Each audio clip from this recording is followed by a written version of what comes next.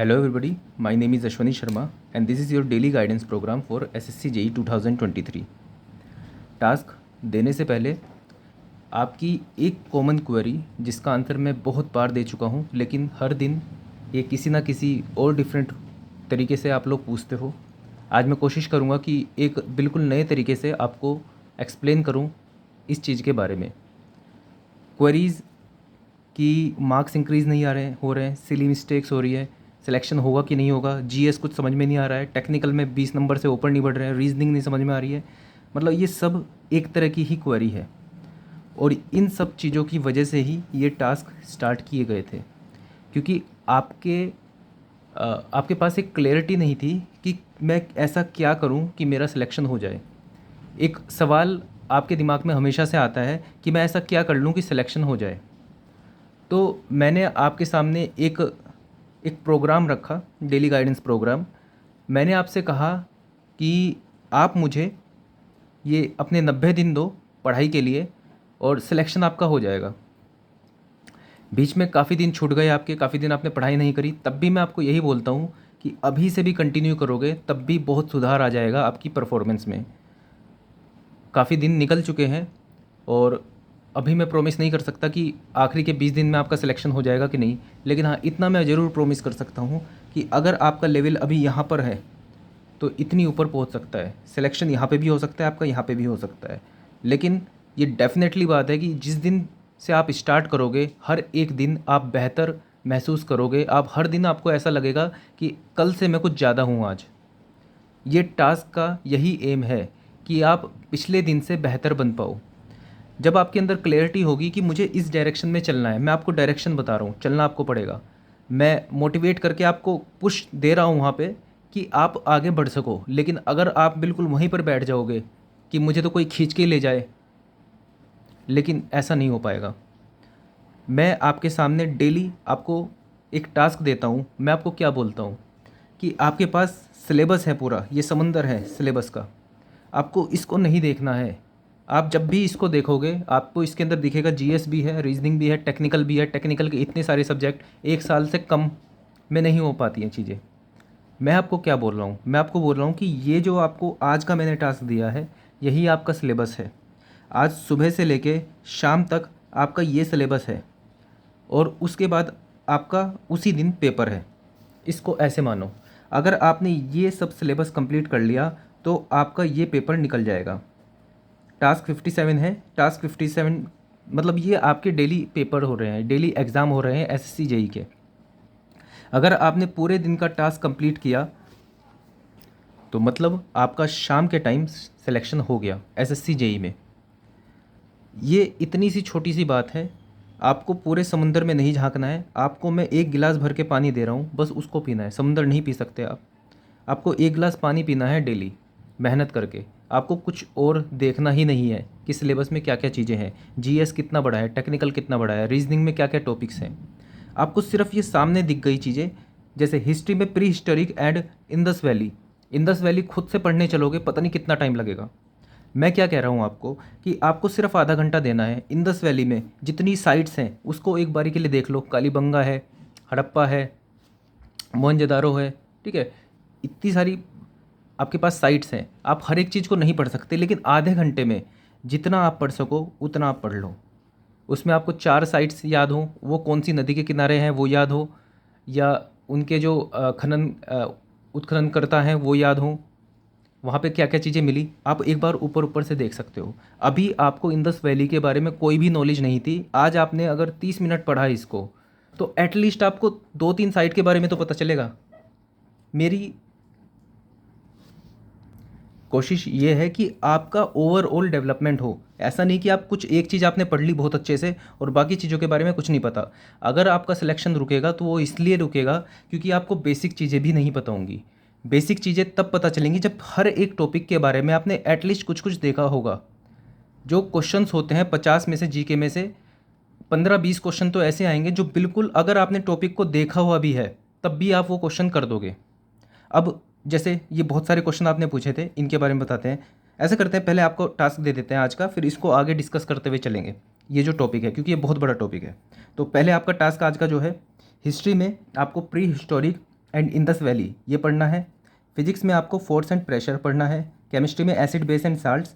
Economics में 5 year plans जो आपके हैं गवर्नमेंट के वो पढ़ने हैं। रीजनिंग में आपको चैप्टर 1 से चैप्टर 11 हर एक चैप्टर के 5-5 क्वेश्चन प्रैक्टिस करने हैं। ज़्यादा कर सकते हो लेकिन एटलीस्ट 5-5 क्वेश्चन प्रैक्टिस करने हैं। ये आपको सभी पिनेकल की बुक से मिल जाएंगे। मैं कहूँगा आप ख़रीद लो पिनेकल की बुक, थोड़ा से पैसे लगा के अगर जो आप ख़रीद लोगे किताबें तो आपको ओवरऑल फ़ायदा ही होगा। पीडीएफ से दिक्कत होती है, लेकिन जो बिल्कुल ख़रीद ही नहीं सकता है उसके लिए मैंने पीडीएफ प्रोवाइड कर दी है।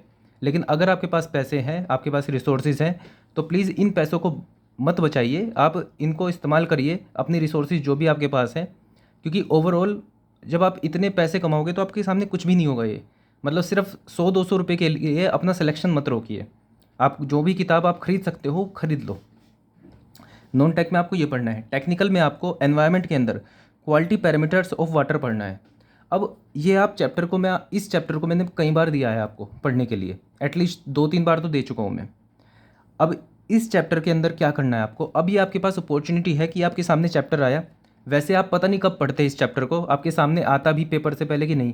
आज मैंने आपको अपॉर्चुनिटी दी है इस चैप्टर को पढ़ने की, तो आपके अंदर जितने भी कीड़े हैं इस चैप्टर को पढ़ने के, इसके अंदर आप थ्योरी पढ़ सकते हो। आपके पास थ्योरी हो, आपको लगा हो कि हार्डनेस और एल्कलिनिटी वाला टॉपिक जो है मेरा थोड़ा वीक रह गया था, एक बार वो पढ़ लो। साथ में एसएससी जेई के पीवाईक्यू आपने करे होंगे, कुछ आपसे हुए होंगे, कुछ नहीं हुए होंगे, तो जो नहीं हुए होंगे स्टार मार्क क्वेश्चन होंगे उनको आप कर सकते हो। आप इसके नए क्वेश्चन कर सकते हो YCTAE से। ये आपके पास अपॉर्चुनिटी है। आज मैंने आपको कह के बोला है ये कि आप ये चैप्टर पढ़ो। आप खुद से भी सोच के देख लो, आप कब ये डिसाइड करोगे खुद से कि आपको ये चैप्टर पढ़ना है। कभी ऐसा मौका नहीं आता है। मैं आपको अभी अपॉर्चुनिटी दे रहा हूँ कि आप आज आपको ये चैप्टर पढ़ना है, तो आप इसका जो भी आप इसके अंदर DNA इसका कुछ भी निकाल सकते हो वो निकालो और बहुत अच्छे से पढ़ो इस चैप्टर को। सॉइल में आपको शेयर स्ट्रेंथ ऑफ सॉइल, खुद से इतना बड़ा और इतना इंपॉर्टेंट चैप्टर है कि कितनी बार भी पढ़ो कम ही होगा, हर बार कुछ नया ही सीखोगे इसके अंदर। तो आज इसके क्वेश्चन प्रैक्टिस करो, कोई कॉन्सेप्ट भूल गए हो तो उसको रिवाइज करो, शॉर्ट नोट्स आपने जो इसके बनाए हैं उसको देखो, हैंडबुक है हैंडबुक से वापस से देखो इसको, हर एक चीज़ करो इस चैप्टर की। जो भी चीज़ भूल चुके हो वो सब पढ़ो आज इसकी। सीमेंट खुद से इतना इंपॉर्टेंट चैप्टर है, इसके अंदर आपने शॉर्ट नोट्स बनाए हैं इसकी, डिफरेंट टाइप ऑफ सीमेंट होते हैं, different type of test of cements होते हैं, ये सब करो। साथ में हैंडबुक है आपके पास, हैंडबुक भी देख लो, शॉर्ट नोट्स है शॉर्ट नोट्स भी देख लो, क्वेश्चन प्रैक्टिस करो, हर एक चीज़ करो इन चैप्टर्स की। ये आपके पास अपॉर्चुनिटी आई है, पता नहीं दूसरी बार कब आएगा चैप्टर, आज ही पढ़ लो इस चैप्टर को। एग्ज़ाम में जो टफ क्वेश्चन होते हैं नहीं रुकता उसकी वजह से सिलेक्शन। मेरी बात को समझो इसको, जो आप इतना घबरा रहे हो कि आपका सिलेक्शन इस वजह से रुक रहा है क्योंकि आपके जीके में मार्क्स कम आ रहे हैं, ऐसा नहीं है बिल्कुल भी। 50 क्वेश्चन हैं जीके के, उसमें से 15 से 20 क्वेश्चन ऐसे हैं जो आपने कभी देखे भी नहीं है। आपने कितना भी डेप्थ में पढ़ा है तब भी उसके बारे में आपको कुछ नहीं पता है। एक आधा ऑप्शन हटा के आपने कॉमन सेंस से कर दिया तो कर दिया, लेकिन एटलीस्ट 15 क्वेश्चन ऐसे होंगे जो आपको कुछ अता पता ही नहीं होगा। अगर उनका अता पता आपको नहीं है, वो किसी को भी नहीं है, अगर आपने डेप्थ में पढ़ा है तो वो 15 क्वेश्चन का कोई भी रोल नहीं रह जाता है आपके सिलेक्शन में। इस बात को आप जितना जल्दी समझ लोगे उतना एंग्जाइटी से बाहर आ जाओगे और उतना आप उस डायरेक्शन में मेहनत करोगे जिस डायरेक्शन में नंबर लाए जा सकते हैं। आप इस डायरेक्शन में मेहनत कर सकते हो कि एटलीस्ट मैं इंडस वैली सिविलाइजेशन की बेसिक चीज़ें देख लूँ। मैं बिल्कुल डेप्थ में जाके हर एक सन हर एक साइट की एक एक डिटेल याद नहीं कर सकता हूँ मैं, लेकिन जो बहुत बेसिक सी चीज़ें क्या होती है, बेसिक सी चीज़ें वो होती हैं जो बार बार पूछी गई हैं, बार बार एग्ज़ाम्स में आई हैं, आप उनको देख सकते हो क्योंकि वो लगभग हर बच्चे को पता होगी। अगर हर बच्चे को पता है, आपको नहीं पता है, तो आपका सिलेक्शन रुकने वाला है।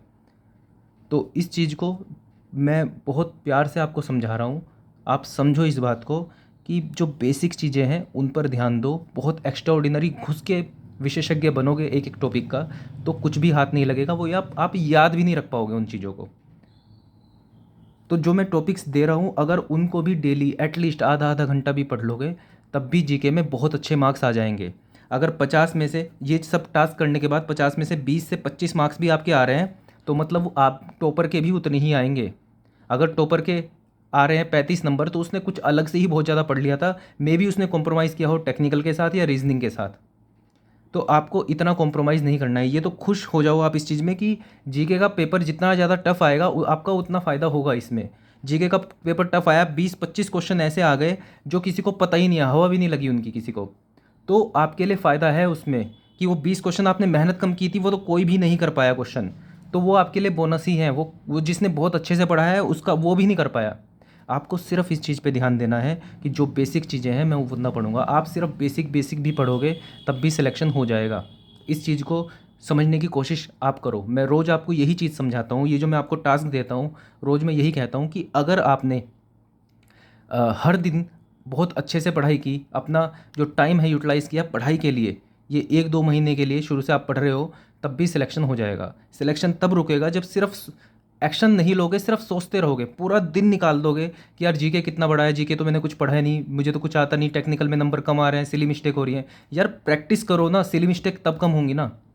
जितनी ज़्यादा क्वेश्चंस की प्रैक्टिस करोगे उतनी सिली मिस्टेक्स कम होंगी। जितनी ज़्यादा क्वेश्चंस प्रैक्टिस करोगे, जितना ज़्यादा कॉन्सेप्ट। क्या होता है सिली मिस्टेक? सिली में बहुत सारे सोर्सेज होती हैं सिली मिस्टेक्स के होने की। जैसे आपने कोई कॉन्सेप्ट पढ़ा, अब वो कॉन्सेप्ट आपने बहुत पहले बहुत अच्छे से पढ़ा था, लेकिन अब थोड़ा थोड़ा आपके दिमाग से वो निकल रहा है। जैसे आपने फाइबर सेचुरेशन पॉइंट पढ़ा था टिम्बर के अंदर, फाइबर सेचुरेशन पॉइंट। अब उसके अंदर आपने थोड़ा थोड़ा आपको याद है, थोड़ा थोड़ा आप भूल गए। क्वेश्चन आया कि फाइबर सेचुरेशन पॉइंट पर पहुंचने के बाद अगर उससे कम हम वाटर कंटेंट को कम करते हैं तो श्रिंकेज होगी या नहीं होगी। अब आपके दिमाग में आपने, अब अगर जो आपने इस कॉन्सेप्ट को पढ़ा हुआ है तो गारंटी बात है आप इसका आंसर लगा के आओगे, भले ही आपको कंफर्म ना हो कि सही है कि गलत है, और वहाँ पे आपको सिली मिस्टेक होगी, वहाँ पे आपको नेगेटिव भी देखने को मिलेंगे। अगर आपने ये एक बार दोबारा से रिवाइज़ कर लिया, जैसे आपने जब पढ़ा था और उसके बाद फिर रिवाइज़ कर लिया, तो आपको पता होगा कि फाइबर सेचुरेशन पॉइंट तक जो आपके पास कैविटीज़ में जो वाटर होता है वो निकल जाता है। उसके सेल वॉल से जब वाटर निकलता है फाइबर सेचुरेशन पॉइंट पे पहुंचने के बाद, तब टिम्बर के अंदर श्रिंकेज आनी स्टार्ट होती है। अब आपने अगर एक बार पहले पढ़ा, कितना बड़ा कोई कॉन्सेप्ट नहीं है, लेकिन गलती होंगी इसके अंदर, बहुत सारी चीज़ें होती हैं। एटरबर्ग लिमिट होती है, इस तरह से होता है श्रिंकेज लिमिट पे। श्रिंकेज लिमिट से पहले जब वाटर कंटेंट होता है वहाँ पर कोई भी वॉल्यूम चेंज नहीं होता है, लेकिन उसके बाद वॉल्यूम चेंज होता है। ये बहुत छोटी चीज़ें हैं, लेकिन जब हम रिवीजन नहीं करते हैं टाइम टू टाइम तो हमारे दिमाग में आधा अधूरा कॉन्सेप्ट याद रह जाता है। हम सोचते हैं कि ऐसा होगा हमारे हिसाब से, लेकिन सिर्फ लैक ऑफ रिवीजन की वजह से हम उस क्वेश्चन को गलत करके आते हैं। हाँ, अगर हमने पढ़ा हुआ है एक बार तो डेफिनेटली ये साइकोलॉजी होती है, हम उस क्वेश्चन को करेंगे। और अगर जो हमने वो आधे अधूरे कॉन्सेप्ट से क्वेश्चन किया तो 100% हमारा गलत ही होना है। 100% तो नहीं, लेकिन बहुत चांसेस हैं कि हम उसको गलत करेंगे, क्योंकि क्वेश्चन पूछा ही जाता है ऐसा जो आप चांसेस हो जिसमें आप गलत कर सको। तो फिर से पॉइंट पे आता हूँ मैं आपके। आपको कुछ भी नहीं सोचना है। आपको पहली बात तो, सबसे पहली बात यह है कि आपको एक्शन में विश्वास रखना है। आपको थिंकिंग में विश्वास नहीं रखना है। सोचना नहीं है, सोचने का काम मेरा है। मैं सोच सोच के आपको बता रहा हूँ क्या क्या पढ़ना है। आपको सिर्फ एक्शन लेना है, आपको सोचना, दिमाग लगाना ही नहीं है क्या पढ़ना है। मैं आपको बता रहा हूँ कि ये पढ़ो और उसको सुबह से लेकर शाम तक कंप्लीट करो। आपके मार्क्स कम आए ज़्यादा आए कुछ मतलब नहीं है इससे। मार्क्स आपके कम क्यों आते हैं वो मैं आपको बता चुका हूँ। आपने ये एरिया आपने पढ़ा है, पेपर में आ गया ये एरिया, कैसे मार्क्स आ जाएंगे आपके? आप जब तक हर एक एरिया को पढ़ोगे नहीं तब तक मार्क्स नहीं आएंगे पूरे। आपने इस हफ्ते बहुत अच्छे से मेहनत की लेकिन उसमें से पूछा ही नहीं गया तो मार्क्स कम आएंगे ही। ये बात आप भी जानते हो, लेकिन फिर भी आप ये चीज़ पूछते हो कि मैंने पूरे हफ्ते पढ़ाई करी लेकिन मार्क्स नहीं आए, मार्क्स इंक्रीज़ नहीं हो रहे हैं। ये बात आप भी अच्छे से जानते हो। जो आपने पढ़ा है वो आपने, जो एग्ज़ाम में आया है वो आपने पढ़ा नहीं था, इसलिए आपके मार्क्स कम आए हैं। जब तक हर एक रेंज आप नहीं बढ़ाओगे तब तक मार्क्स नहीं इंक्रीज़ होंगे। मार्क्स फ्रीज़ हो गए हैं, ये बहुत अच्छी बात है कि मार्क्स आपके एक एवरेज, आप अब क्या कर रहे हो, आप एक एवरेज अटेन कर लेते हो लेकिन उसके बाद नहीं बढ़ पा रहे हैं। अगर आपको लग रहा है कि बहुत बुरी बात है, बुरी बात नहीं है। ये समझो कि ये एवरेज मेंटेन करना ये भी अपने आप में बहुत बड़ी बात होती है कि हर एक टेस्ट में आप 50 नंबर लेके आ रहे हो मान लो टेक्निकल में, और आपको ये फ़िक्र सता रही है कि मैं सिर्फ 50 ही ला पा रहा हूँ, मेरे 55 नहीं आ रहे हैं, मेरे 60 नहीं आ रहे हैं। तो पहले तो खुश हो इस बात से कि आप हर एक टेस्ट में 50 अचीव कर रहे हो, मतलब हर एक टॉपिक की आपको इतनी नॉलेज है, एवरेज नॉलेज है कि आप इतने मार्क्स लेके आ रहे हो। तो आप इसमें भी अगर नेगेटिव सोचोगे तो फिर आगे नहीं बढ़ पाओगे। आपको पहले अपने आप को अप्रिशिएट करना है, और उसके बाद सिंपल सी बात यार ये है कि जब तक हर एक टॉपिक की नॉलेज नहीं होगी मार्क्स कैसे इंक्रीज़ होंगे। आपको ओवरऑल अपना दायरा बढ़ाना पड़ेगा पढ़ाई का, तभी तो मार्क्स इंक्रीज़ होंगे। आपको क्वेश्चन प्रैक्टिस इतनी ज़्यादा करनी है कि आपने कॉन्सेप्ट कोई सीख लिया, मान लो एक कॉन्सेप्ट से 10 तरह के क्वेश्चन हो जाते हैं, लेकिन कुछ क्वेश्चन ऐसे भी होते हैं 4-5 क्वेश्चन जो कि कॉन्सेप्ट तो पढ़ लिया आपने लेकिन उनके आंसर वही होते हैं जो आपको याद रखने होते हैं। जैसे मैंने अभी क्वेश्चन पढ़ा था, भले ही मेरे कितने भी कॉन्सेप्ट क्लियर हैं लेकिन मैं वाई सी टी ए ई के क्वेश्चन करता रहता हूँ। तो उसमें मुझे धीरे धीरे धीरे धीरे क्वेश्चन ऐसे मिलते रहते हैं कि जो कॉन्सेप्ट से भी नहीं हो पाते। जैसे 100 में मैंने क्वेश्चन पढ़ा कि प्रेशर मीटर जो होता है वो किस चीज़ के लिए ज़रूरी होता है, मैंने इसका आंसर लगाया बल्क मॉडुलस, पढ़ाई मतलब टेक्निकल बूस्टर करते हुए। बल्क मॉडुलस नहीं था, उसका आंसर था शेयर मॉडुलस। अब इसके अंदर कॉन्सेप्ट लगा के मैंने कहा कि प्रेशर मीटर है, शायद प्रेशर से वॉल्यूम कम करेगा तो बल्क मॉडुलस होना चाहिए, लेकिन आंसर क्या था? Share modulus. क्या मैं अब क्या मैं इसका गलत करूँगा आंसर? कभी भी गलत नहीं करूँगा मैं इसका आंसर, हमेशा शेयर मॉडुलस ही लगा के जाऊँगा। तो कॉन्सेप्ट तो हैं अच्छे, उसके हिसाब से एवरेज नंबर आ रहे हैं, लेकिन जब तक मैं बाकी क्वेश्चन नहीं करूँगा तो मुझे नहीं पता चलेगा कि किसका आंसर क्या होता है। उसके लिए क्वेश्चन प्रैक्टिस करनी पड़ेगी। आप ये पूछते हो कि एसएससी जेई मैंने पूरी कर ली है, क्या वाईसीटी एई भी करूँ? करोगे, बिल्कुल 100% करनी ही पड़ेगी। वाईसीटी एई भी ख़त्म कर ली तो दूसरी किताब भी करोगे, रुकना नहीं है यार, कंपटीशन बहुत ज़्यादा हाई है। जितनी किताबें ख़त्म करोगे उतना आपके लिए अच्छा है, उतनी आपकी नॉलेज बढ़ेगी। अब इस टाइप के क्वेश्चन आप किसी कॉन्सेप्ट से कैसे कर सकते हो? जब वो क्वेश्चन किसी एग्ज़ाम में पूछा जा चुका है तो दोबारा से भी आ सकता है, और अगर किसी एग्ज़ाम में पूछा जा चुका है तो वो अवेलेबल है हर बच्चे के पास। दूसरे बच्चे ने पढ़ा है, वो इसका आंसर सही लगाएगा, आप गलत लगाओगे इसका आंसर। तो उस बच्चे से आगे निकलने के लिए आपको एटलीस्ट ये पढ़ना पड़ेगा। तो कॉन्सेप्ट भी ज़रूरी है, और जितने क्वेश्चन करोगे उतना अच्छा है। काफ़ी सारे क्वेश्चन डायरेक्टली आपको मिल जाएंगे जो आपने पढ़े हुए हैं, तो उससे आपका टाइम भी बचेगा, क्योंकि टाइम की भी जब शॉर्टेज हो जाती है तो आपकी सिली मिस्टेक्स होने लगती है। तो अगर आपके एग्ज़ाम में करीब 10-15 क्वेश्चन ऐसे आपको देखने को मिल गए जो आपने इतने क्वेश्चन किए थे कि आपको एग्जैक्टली देखने को मिल गए, तो आपने तुरंत उनका आंसर निकाल लगा दिया, तो कितना कॉन्फिडेंस आपका हाई होगा। अच्छा, एक चीज़ भूल गया था मैं, टेक्निकल बूस्टर में आपको आज स्टील पढ़ना है। टेक्निकल बूस्टर कैसे करोगे आप? वाईसीटी एई की बुक या फिर एसएससी जेई पीवाईक्यू, इन दोनों में से कोई एक किताब उठाना, स्टील का पहला चैप्टर खोलना, उसके 1 से लेकर 10 क्वेश्चन तक करना।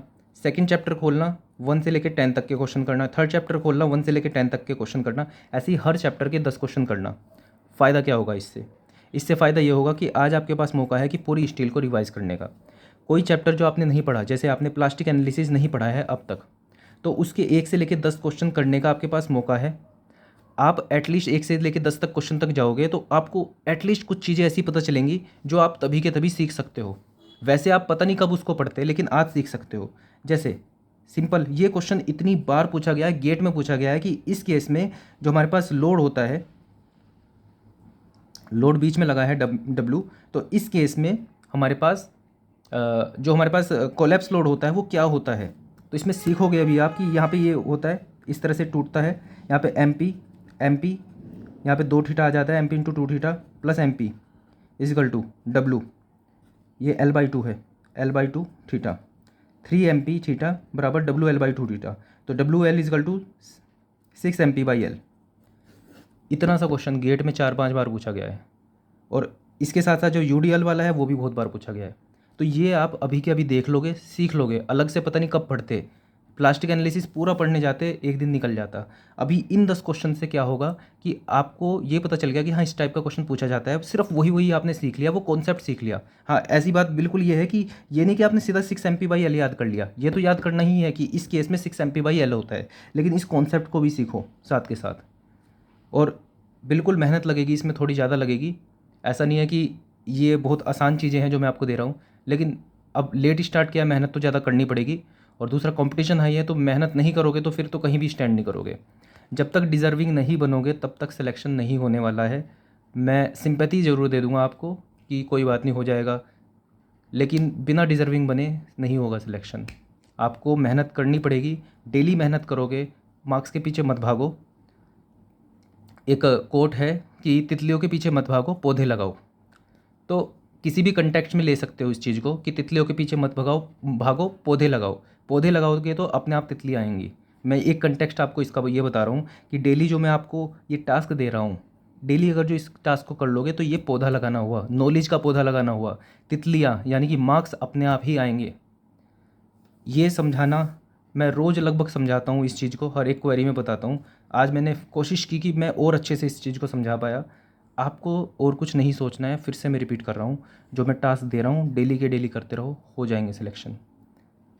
और डेली आप महसूस करोगे कि आज आपका लेवल ये था तो कल लेवल थोड़ा ज़्यादा होगा, उससे अगले दिन थोड़ा लेवल ज़्यादा होगा। एकदम से मार्क्स में शायद आपको देखने को ना मिले, क्योंकि जो आपने पढ़ा है ज़रूरी नहीं है कि एग्ज़ाम में वही पूछा जाए जो आपका आप रिसेंटली एग्ज़ाम देने जा रहे हो, लेकिन ये ज़रूर होगा कि आपकी नॉलेज ज़रूर बढ़ेगी डेली। तो ये मेरा सजेशन था आप लोगों के लिए। आज क्वेरी मैंने कोई और नहीं ली क्योंकि ये खुद से इतनी बड़ी क्वेरी थी। तो आज के लिए इतना ही। That's all for this video. Thank you.